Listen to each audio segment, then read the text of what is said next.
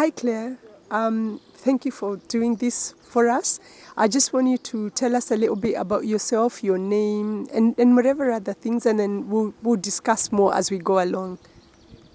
Hi, my name is Claire Pichot, and I have Prader-Willi syndrome. I'm 16, and I have a dog called Riley. I live in Dublin, Ireland. I go to Newport Comprehensive School. I have 2 sisters. My mom's from America, my dad's from France, and I'm from Irish, so that makes me American, French, and Irish. Yes. I love doing sports and drama and stuff like that. I love doing jigsaws,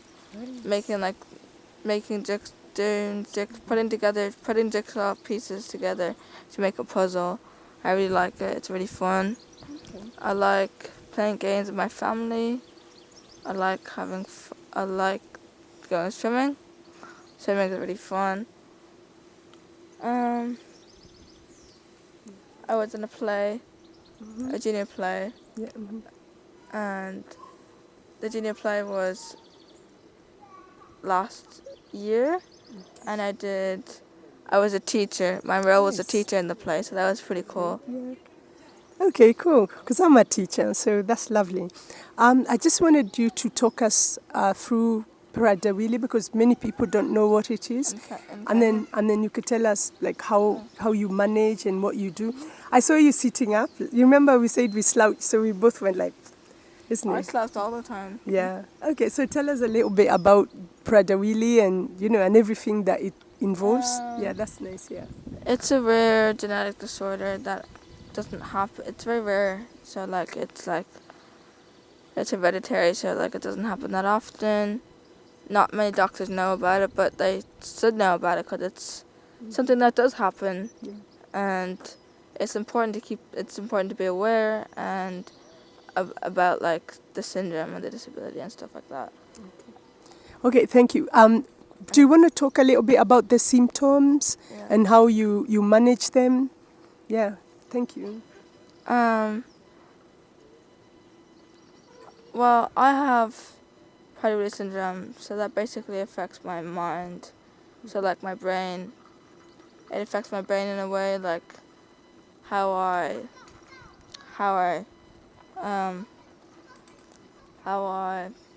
How you see things, like how you do some things. Yeah.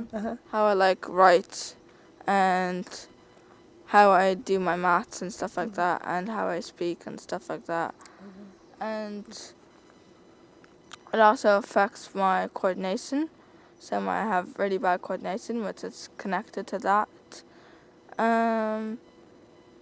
My depth perception. It also affects my depth perception. So when I'm walking down a mountain, I can't see properly. Okay. Okay. Do you know when we were speaking earlier on, you did tell me about diagnosis. So what is involved? So that in your language, because when Mom was there, you guys discussed about how it was diagnosed, when it was diagnosed, and how that made you feel now that you're sort of young lady. So so talk about the diagnosis, please. So when I was 6 weeks old, when I was born, the doctors realized that I was different than everyone else. Well, I was different than a lot of babies that they've seen, and I wasn't a normal baby, so they knew that something was wrong. So they thought that they didn't know what I had, and so they thought that I had Down syndrome. They thought I had cerebral palsy, but I didn't have it. They also thought I had Jones disease, and a lot of other diseases as well. They also thought I had. I think they thought you had the whatever because of the floppiness, isn't it? They are normally a floppy babies. They thought I had Down syndrome because I was really floppy, but I wasn't. They thought I couldn't live past the age of 2, but I did. And then they realized 6 weeks later they realized that I had the same genes from my mom and I had different genes from my dad, and I had the same as my mom's. So like my blood or my mom's blood would be the same. Okay. And then they realized, then they diagnosed me with uniparental, so disomy, so that's UPD, Yeah. and that comes from the mom. Okay. Yeah, so Or you can get UPD is when you get both get- copies of you 15 get a from deletion. mom. You get 2 deletions from your Yeah. mom, but they You get whatever the chromosomes 2 from copies of moms. your Yeah, mom's. from mom. Yeah, so that is why it's uniparental, isn't it? Yeah, that's why So it's- from yeah. one parent, Yeah. yeah. So there, how many types of PWS do you know of? 2. There's only 2 types. So tell us about- There's 3 types, but there's actually many different types, but there's 2 main types. So that's called the uniparental disomy, which is UPD, and then they have a deletion from the dad. That's a bit different. Okay. Yeah, so those are the two major sort of ways or two types of They can be different PWS. ways. So, like, Yeah. you could also get it from your granddad, probably. Somehow, I don't know how. But So that's inheritance, isn't it? It's an inheritance, yeah. And it's about like who was involved in your past and stuff like that. Okay, so that is quite rare in terms of hereditary, but it is there. There's a chance, isn't there? There's a chance that it can be also from the granddad, but it's mainly from the parents generally. Okay. One of the things that I'm interested in is like every day, your day-to-day life. How is it affected? And and because I know you have very good support system, so you can talk about how it affects you, and then also the support system. Well, it affects my day-to-day life every day. Some days it affects me more than others. I have better days. I have good days and I have bad days. I'm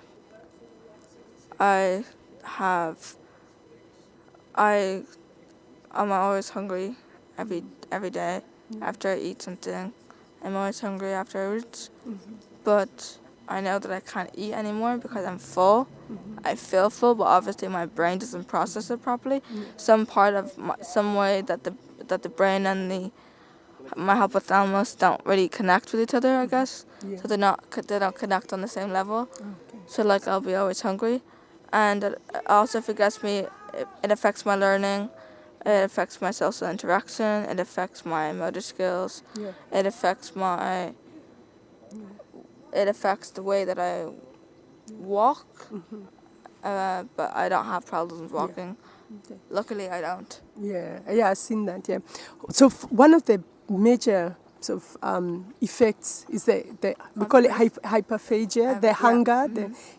That's really something. And once you control, which you've done very well, you look lovely. So it's not easy. Yeah, so just It's talk not- about that. Yeah. It's not easy, with food everywhere around. But I'm pretty good about it. I just don't really. I don't eat the food that's around me. That I'm always. It always tempts me to sneak it, but I never do. I used to more than I do now. I used to sneak a lot more, but now I don't really do it as often. I don't do it anymore. Rarely.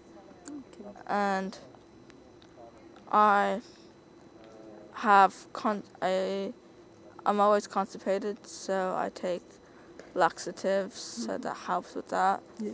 It doesn't really help that often, but I take it anyway. Yeah. Okay. It's also hard to to make sure that you eat the right amount of food and the food that you're eating is actually nutritious and not just bland.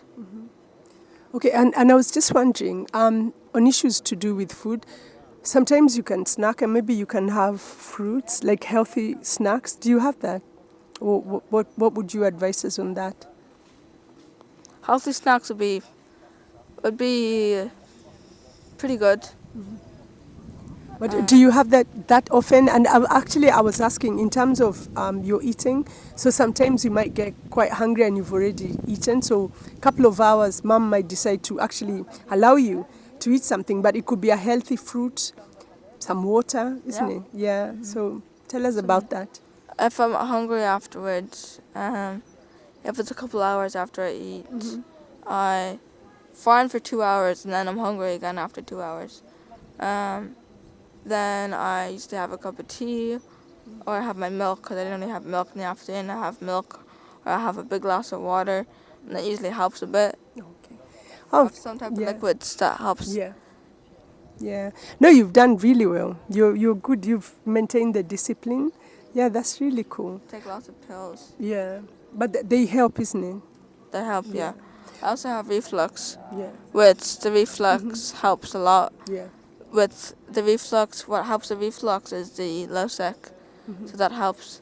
Yeah. Okay. So basically, I'd told you about Kenya, and I've only met Ruby. Ruby has never met anyone with PW, so you are her first friend on this side. So it would be really nice. So if you'd want to say hi, and I don't know, whatever you want to tell her. Thank you. Hi, Ruby. Yeah, you could tell her she'll be behind the camera. Hi, Ruby. There's Claire. So there I got you. My name's Claire. Yeah. Yeah. So I've heard a lot about you. Yeah. So tell her in the camera. I've heard a lot about you. Yeah. Yeah. So Ruby, we'll see whether we can get the interaction going on. So yeah, we'll get back to you. But it's good that there's a link between you and Claire. So hopefully it will go on. And that this advises Kenyans. So what would you like? Because you see, we have a problem with doctors and everything. I would make the doctors be more aware and more cautious about what the kids eat, because that's really important. Because again, managing the weight is really important, because you have a better chance of living longer if you eat less and exercise more. And yeah, so that's really important. And drink lots of water. Okay. Then one of the things when I was talking about management, kindly you could tell us about it, is issues of having the hormones. Like what role how have they helped you? Well, I have growth hormone. It's a Norditropin, and I have that every evening. Either when I was younger, I had it in my butt, because I had it in my. One time I had it in my back. One time I tried on my back. That didn't work. They tried my knee and my ankle, and then that didn't work. They tried my stomach. Then we just tried my butt, and that was working. And then we just switched to my thigh because it was a lot easier. Yeah. Because I wanted to do it when I was older. Yeah. So I did it in my thigh now. Yeah. Every evening. That's nice. Yeah. Yeah, because I looked at you and I thought she's a bit tall for PWS, so that's good. So I'm really tall because I got growth hormone. Oh, right. I really recommend going on growth hormone as soon as possible, because it makes a huge difference on how much time you can live. Because the growth hormone helps because it allows your body to maintain your weight and to maintain the muscle mass, but that's really important. Okay. So I guess not to take too much because it's very strong drug, Yeah. so it doesn't need to take a small. Yeah. You don't need to take a big dose. A small dose will be better. Okay. So I guess you do normally have like pediatricians, endocrinologists. Endocrinologists. Yeah. So they're the ones a working with you, physiotherapist. and a physiotherapist, Yeah. isn't it? Okay. And So I have a pediatric surgeon, Okay. and I have. Not many kids with PWS have both Yeah. scoliosis and scoliosis, but I have scoliosis and I have scoliosis. The scoliosis is much worse than my Okay. scoliosis, but they're both pretty bad, so you have to keep an eye on both of them. Yeah. And I find it painful sometimes if I don't sit up straight, so I have to be really careful. Yeah. So yeah, we'll going forward. We promise that we'll be sitting up straight. I have to run a lot. I have to run So always. yeah. So we'll do all of that, and I'm really grateful I that. recommend exercising as well. Okay. And I would like to thank Mum and Dad. They've really, the three of you and even all your family, you've done really well.